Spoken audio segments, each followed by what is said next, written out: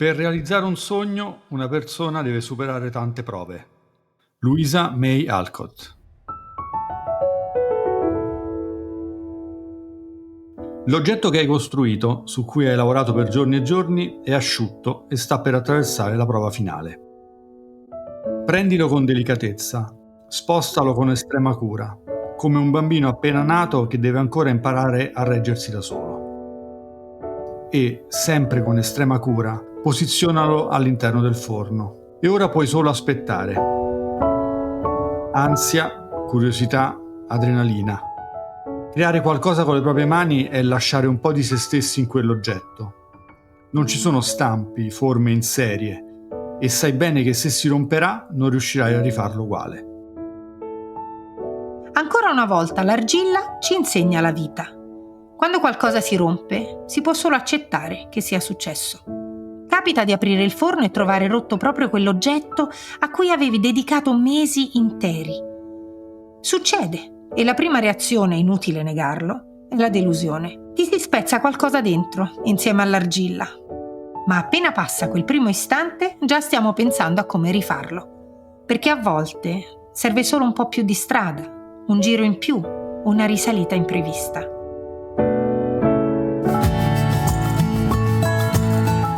Siamo Valentina Del Bufalo e Andrea Talarico e nel 2017 l'acquisto di un garage ad Ortigia ci ha permesso di scoprire il mondo della lavorazione dell'argilla. Questo è Noi due e l'argilla, felicemente imperfetti, un podcast in cui raccontiamo come l'arte di lavorare questa terra ci abbia avvolti in un'energia nuova che ha cambiato il nostro modo di vivere, portandoci a rendere quest'arte una passione, un lavoro e uno stile di vita.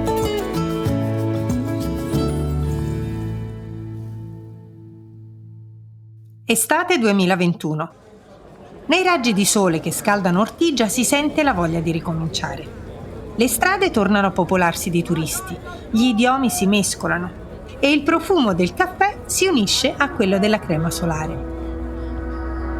Tutto torna a vibrare di vita e c'è un'energia diversa, nuova, come se tutti si fossero resi conto di quanto quella bellezza non sia scontata. E anche il nostro negozio torna a riempirsi. Ah, giusto, nel frattempo ne abbiamo aperto uno nuovo. Non c'è più solo il basso. E pensare che quando abbiamo acquistato il basso non avremmo mai immaginato di metterci a lavorare l'argilla. I turisti trascorrono ore a guardare ammirati le nostre ceramiche. Ci chiedono come le realizziamo, restano affascinati dalle sardine dipinte sulle tazze e da come ogni pezzo sia unico. Si innamorano di piatti, vasi, palline di Natale, tazzine e ogni cosa che vedono. Can you send it to me? Ci chiedono, quando vorrebbero portarsi via tutto il negozio, ma hanno la valigia troppo piccola. Insieme alle ceramiche decidiamo di esporre anche le magliette su cui abbiamo fatto stampare i disegni di Andrea Mio.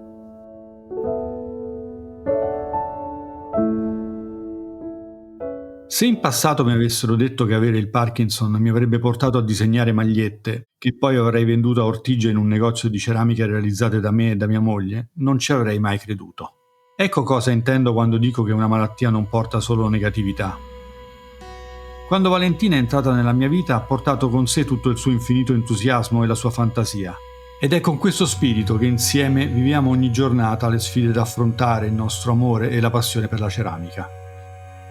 Cambiamo forme, colori, tecniche, tipologie di argilla, ci lasciamo trasportare. Ogni viaggio che facciamo si trasforma in un'occasione per scoprire tecniche diverse, tipi di argilla che non conosciamo e che scegliamo di provare. Se facessimo sempre le stesse cose, stessi piatti, stessi bicchieri, stesse tecniche, stessa argilla, non ci sarebbe più neanche tanta emozione nell'aprire lo sportello del forno e scoprire come l'argilla si è trasformata, se si è indurita o se si è rotta. Quell'emozione invece resta perché le nostre creazioni sono sempre diverse, fanno parte di noi, della curiosità con cui viviamo.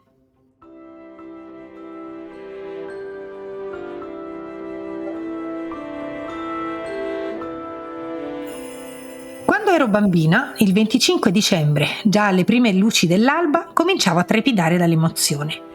Non appena era il momento di alzarsi, correvo verso il nostro grande albero di Natale e gli occhi mi brillavano davanti alla carta lucida dei regali. Sarà capitato anche a te, no?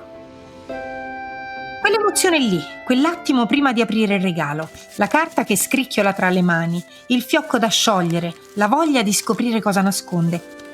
Ecco, questo è ciò che sento ogni volta che arriva il momento di aprire il forno e scoprire se l'argilla è rimasta intatta. Quella stessa frenesia di non voler aspettare neanche un secondo in più. Mi piace quel momento, perché mi riporta alla stessa emozione spensierata che solo i bambini sanno avere. L'infornata è un momento molto stressante. La mia famiglia lo sa bene e quando devo infornare cerca sempre di lasciarmi tranquilla. Ricordiamoci che la ceramica asciutta ha la consistenza di un ovetto di cioccolato. Quindi basta un movimento sbagliato e può andare in pezzi. Sono creazioni che possono richiedere anche mesi di lavoro. Per questo, dopo la cottura, l'apertura del forno è sempre un momento carico di emozione. È sempre come aprire un regalo, per scoprire se ho lavorato bene e se la mia creazione ha resistito, oppure se qualcosa è andato storto.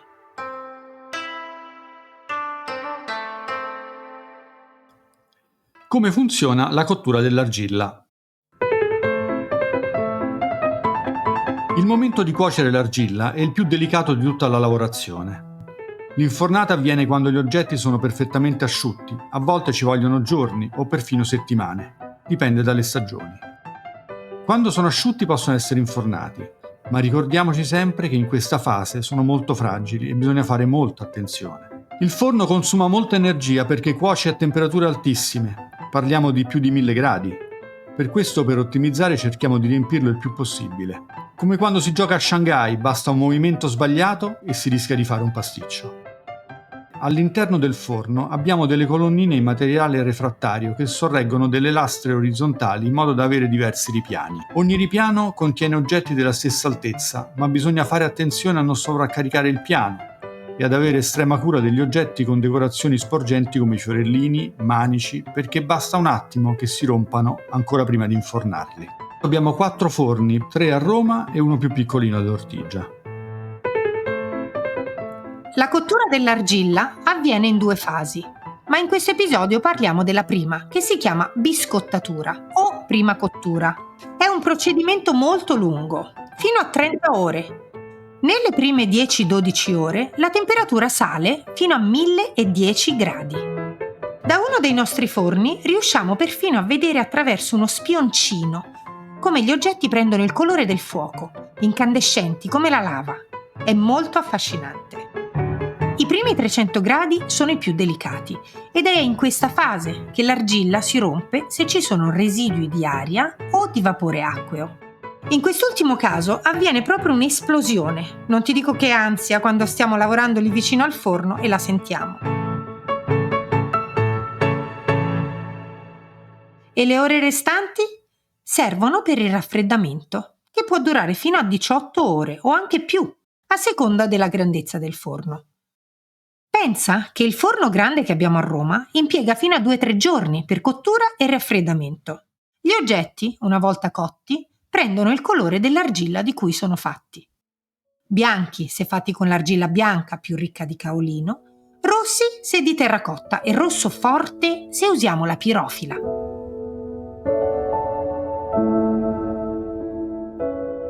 Novembre 2022.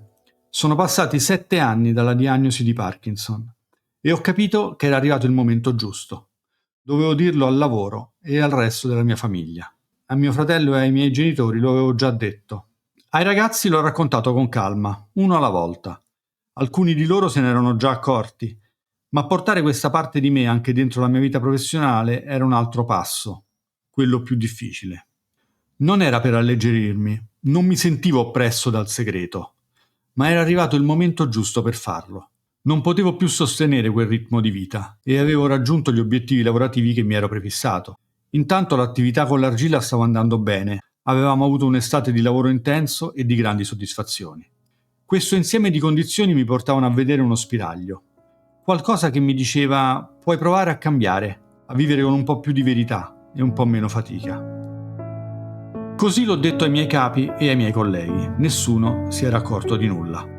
In quegli anni avevo sempre fatto in modo di non avere episodi di tremore sul lavoro, aumentando la dose dei farmaci, ovviamente con il consenso medico. Quello che ho chiesto non è stata una riduzione del lavoro, un passo indietro, ma un ruolo diverso, meno stress, meno viaggi. Un ruolo che potesse valorizzare la mia esperienza senza stressarmi. La mia azienda ha capito e così il mio lavoro è rimasto la mia principale occupazione, ma finalmente sostenibile con le difficoltà che il mio corpo affronta ogni giorno.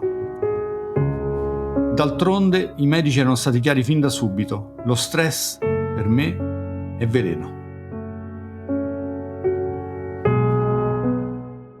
Come ti dicevo poco fa, nessuno nell'ambiente del lavoro si era accorto di nulla. Vorrei fermarmi a riflettere su questo aspetto. Io ho sempre affrontato le difficoltà in silenzio, con calma, con gentilezza, accettando quello che non potevo cambiare. Questo tipo di approccio a una malattia spesso può essere visto come debolezza, ma c'è una forza profonda in chi non urla, in chi sceglie di non far pesare il dolore agli altri. È una forma di resilienza silenziosa e non significa non soffrire.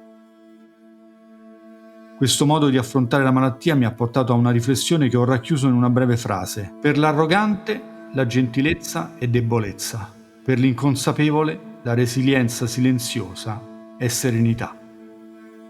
Io non ho mai parlato del Parkinson per farmi compatire. Ho cominciato a non nascondermi perché era arrivato il momento di poterlo fare. E poi volevo che Vale finalmente potesse condividere ciò che stavamo attraversando, dirlo agli amici, alle persone care, sfogarsi. Perché so che il silenzio a volte pesa, soprattutto per una persona come mia moglie che ama condividere ciò che vive con le persone care.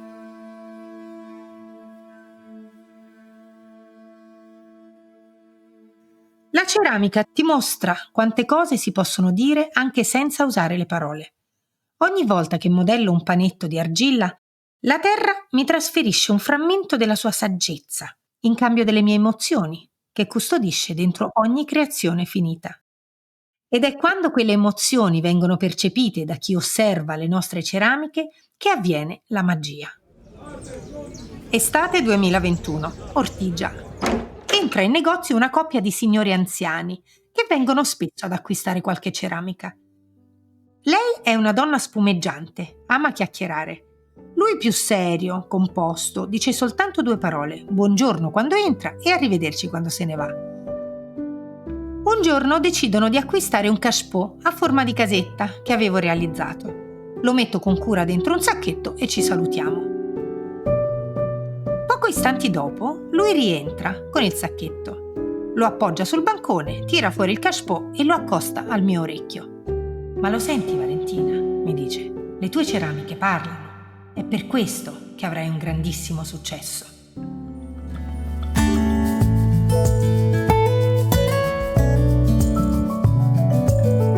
Noi siamo Valentina Del Bufalo e Andrea Talarico e questo era Noi due e l'argilla, felicemente imperfetti. Se questo episodio ti è piaciuto, continua a seguirci sulla tua app di ascolto preferita. E se ti va di dare una sbirciatina alle nostre creazioni, seguici sul profilo Instagram Tazzamore.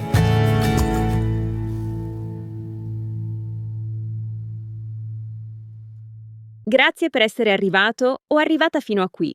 Se l'episodio ti è piaciuto, lasciaci un like e un commento per sostenere il podcast.